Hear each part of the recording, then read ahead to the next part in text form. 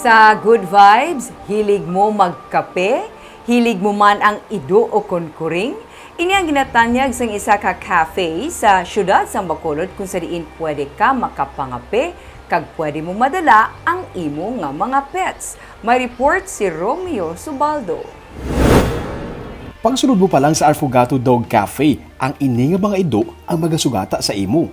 Kada may tawo, nagaka-excite sila kag nagapaangga.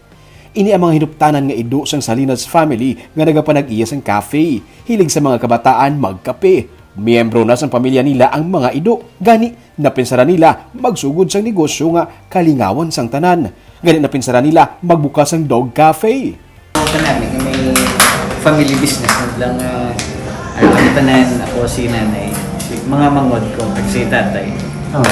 May enjoy kami. Then ang dogs, then may coffee. So, I forgot. Hilig nyo kita kape, man.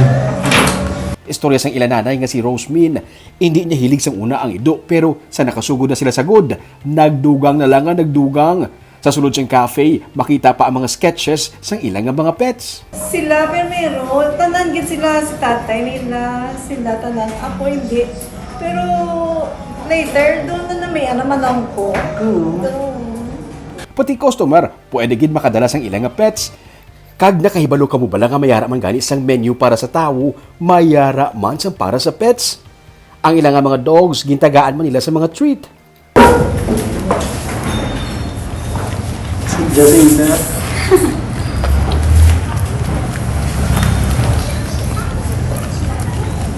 Pwede man maka-order sang cake for dogs o kung birthday sang imo nga pet ka gusto mo sa tagaan sang birthday party, pwede mo maokupar ang bilog nga cafe. Parehas na lang sa sini nga mga customer nga may pa-birthday party sa ilang nga dogs. Consumable kag pwede maka-invite sa iban man nga mga fur parents kag madala man nila ang ilang mga fur babies.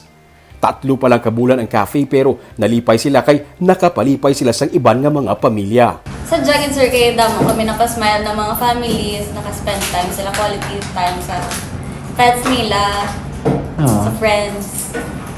Family friendly gini ang amon nga wholesome gini bala sir ang business nga napili namon. Ang ilagani piyak balay, nanginsuki na nila nga customer. Ay, barba mo to. Namit ka na magstay.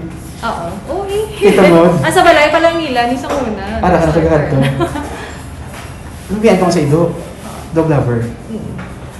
Ang ilang cafe nahamtang sa tabok sang Camellia Home sa Mandalagan. Sa tupad nila, may isa ka Korean national nga hindi makahibalo mag-English o kung Filipino. Ganing iya nga stress reliever, magkadto sa ilang nga cafe kag maghampang sa mga ido.